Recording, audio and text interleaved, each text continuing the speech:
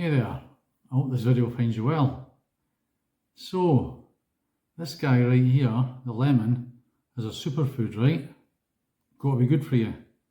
Well, today we're going to explore the potential dangers of lemons and other store-bought fruit and veg. This is only good for you in the right circumstances. Consider, for example, if you're out for drinks, how common is it for them to be served with a slice of lemon or lime or other citrus fruits? How often are they chopped straight out from food packaging, which in itself can be harmful? If you want fruit, my advice is take your own. You know where it's come from. Do you slice up lemon to drink in warm water in the mornings? How safe is your lemon? It is an important question because lurking right there are hidden dangers which could adversely affect your health. There are ways to avoid these, and we'll get to those a bit later. First of all, I want to explore common coatings used in supermarket fruits.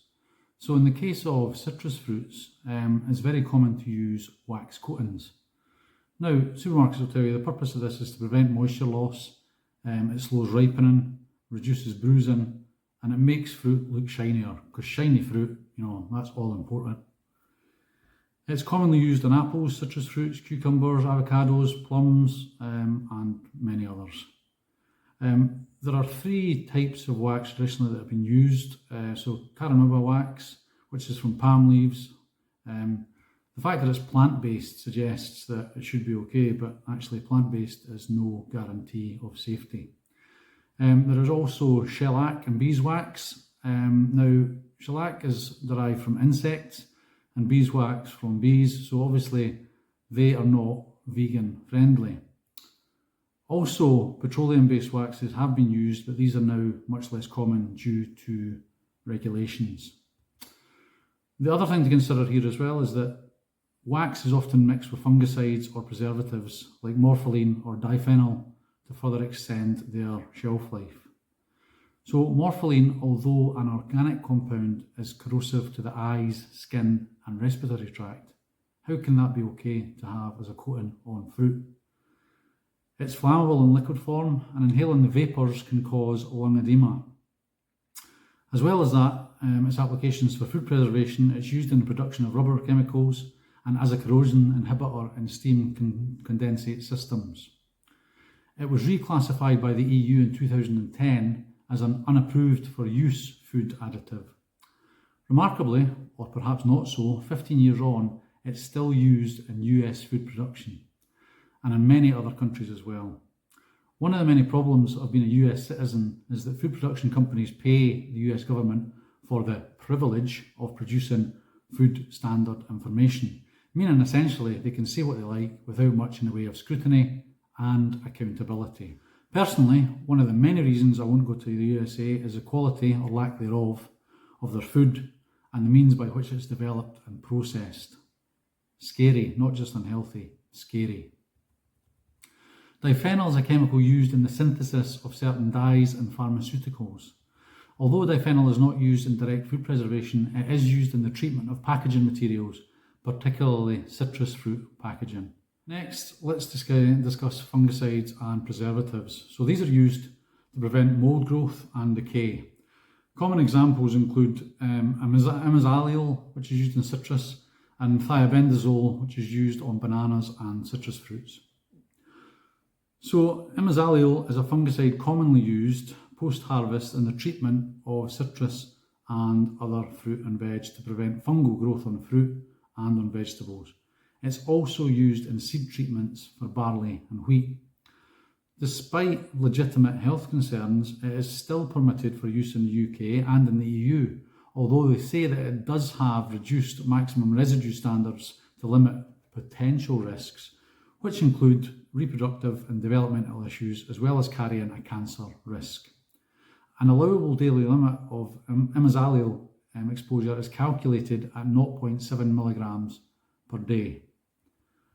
What I would say is that the skin of the fruit and vegetables is porous, so we should rightly wonder how much of these dangerous substances leak into our fruit and veg.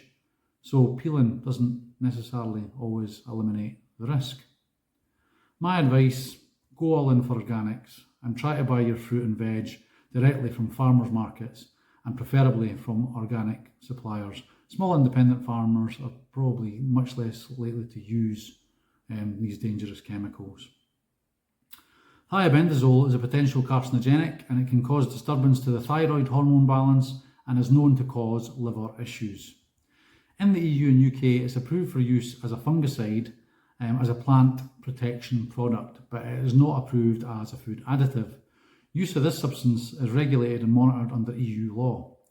I couldn't find any information on allowable daily exposure to the substances, but it is widely used and we know that this doesn't necessarily mean that it's safe. Next, we now have plastic-like edible coatings. So newer coatings are often plant-based films designed to mimic plastic but are supposedly edible. So brands like Apeel claim to use lipid-based coatings made from avocados or other vegetables. It's very commonly used in supermarkets, including in the UK. Tesco's and Asda all use Apeel on their apples, limes, cucumbers, and also some of the tropical fruits. The claim is that these coatings are invisible, tasteless, and it's claimed that they double the shelf life of the produce that they coat. Apeel is controversial. They claim the reason that they will not disclose its full list of ingredients is due to proprietary reasons. I very much doubt that. In reality, it's claimed to be much more sinister than that.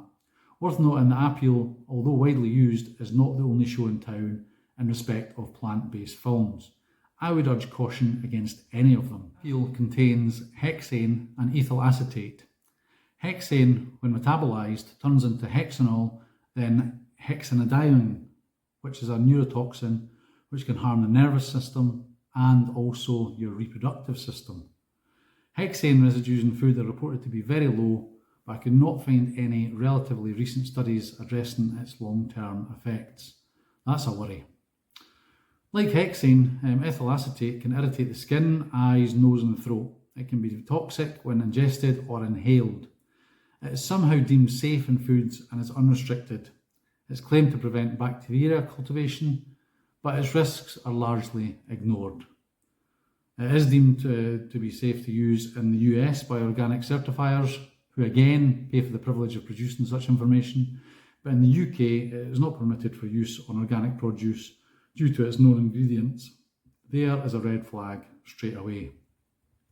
I mentioned Apeel alternatives. Watch out for a company called Sufresca. Not only would I be worried about their product, they are an Israeli agri-tech company. All the truly civilised people in countries of the world ought to be boycotting anything produced in Israeli-occupied Palestine due to the genocide they have been inflicting upon the Palestinian people for over 80 years. They are a much bigger threat to life than any food coating. Now, that said, this channel is not about politics, but history will remember those who said and did nothing. Back to Apeel. To remove it from your produce, submerge and soak in water with baking soda, so 1 tablespoon of baking powder to 2 cups of water, and do this for around 15 to 20 minutes. Then rinse it under warm water, scrubbing with a soft brush or with your hands. Peeling is the most effective way of getting rid of the nasties, but much of the goodness of fruit and veg can be found in their skins, so if you can rid them of all of the nasties, try and do that first of all. Remember, wax won't be removed by soaking in baking powder and water alone, although it might assist the removal, but the removal itself is better achieved by warm water and a brush. Other things to consider are gases in modified atmospheric packaging, MAP, they're commonly known as. So it's not a coating, but it is relevant because fruits like berries or salads are often packaged in controlled atmospheres with reduced oxygen and increased CO2 to slow the spoilage. Chemicals used in the manufacture of plastic food packaging, such as BPA and phthalates, can migrate into food either through heat or prolonged contact. These chemicals can interfere with hormone function and have many other adverse health effects. Want to avoid coated fruits? Well, my best points of advice here are buy organic. They generally avoid synthetic coatings. Shop at local farmers markets. Many small farms don't use waxes or synthetic preservatives. And also look for labelling. EU and UK law requires treated fruits to be labelled.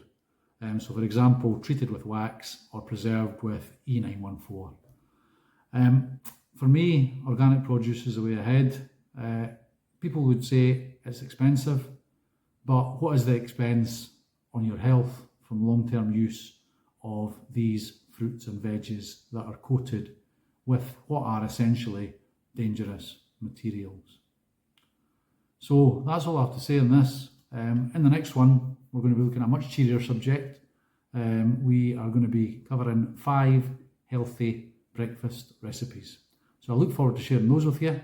I hope you enjoyed this content, and I look forward to seeing you on the next one. Meantime, drink plenty of water.